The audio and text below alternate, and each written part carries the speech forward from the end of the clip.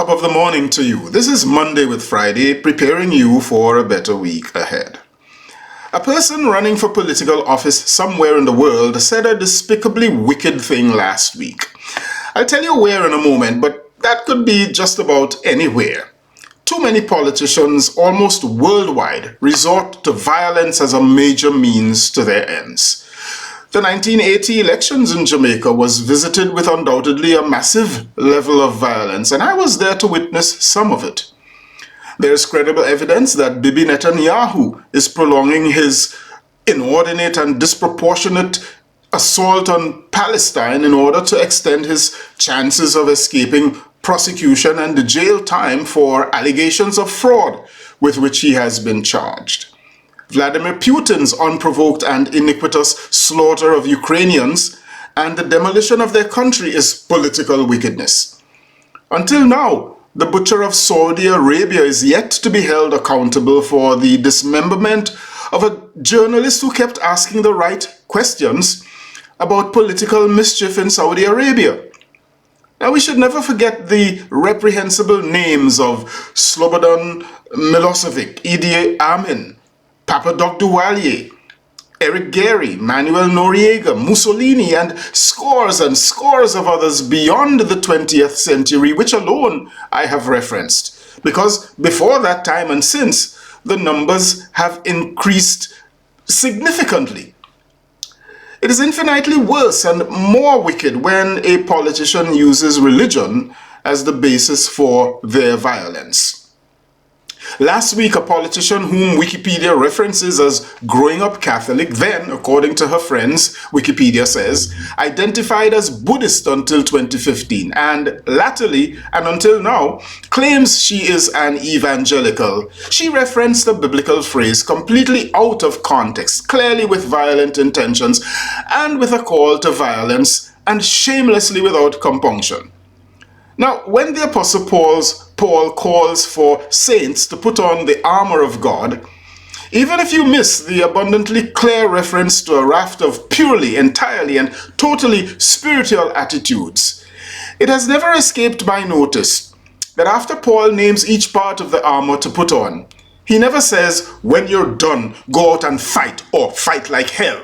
No, instead he says, when you've done donning the armor of God, consisting of truth, righteousness, peace, faith, salvation, and the Holy Spirit, you are to stand, not take a Glock, as the despicably wicked Kari Lake, who wants to be Arizona's next governor, said last week with a smirk, a wink, and a nod to the chairs of equally despicably dangerous people who would take Lake literally and seriously. You are to stand, not fight. You are to stand against evil, which Paul personifies as the devil. That same devil that Jesus defines as a thief who comes only to steal, kill, and destroy. Pictures of violence, if nothing else, is against which Christians are to stand. And the devil's violence is the action to which Kari Lake called her supporters last week to arm themselves and to go forward with.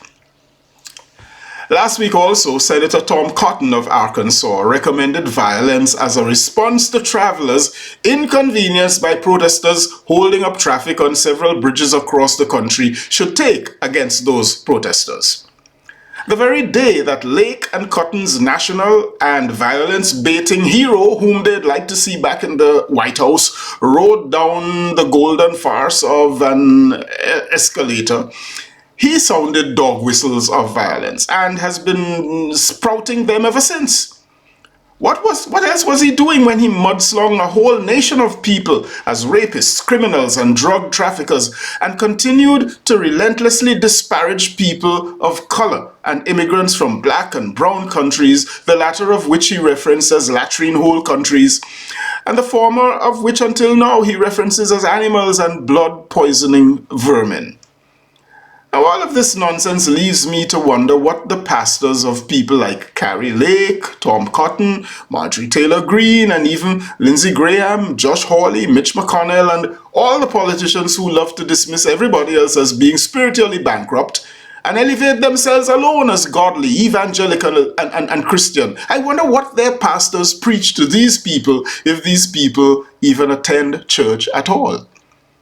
Has the command to, quote, do justice, love mercy, and walk humbly with your God, unquote, disappeared from the theology of parts of the American church? Is it now some faulty American Jesus who looms over parts of the American church, a Jesus who loves greed and violence and winning power at any cost, rather than the man from Galilee who loved Samaritan, Greek, Phoenician, African, Roman, and Gentiles as much as he loved Jews, who told his followers, not only love your neighbor as much as you love yourself, but love your neighbor as much as I have loved you? What is this ministerial malpractice into which some have been plunged, or which alone traitors and impostors can manage?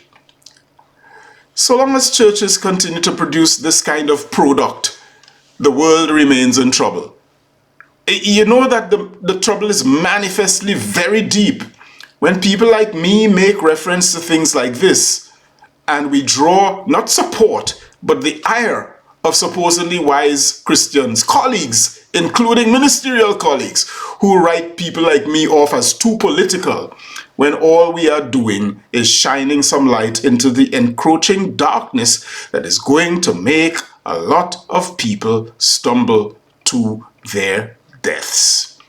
I am Michael Friday, and your week just got better. I'll see you again soon. Happy Monday, all the way to Friday.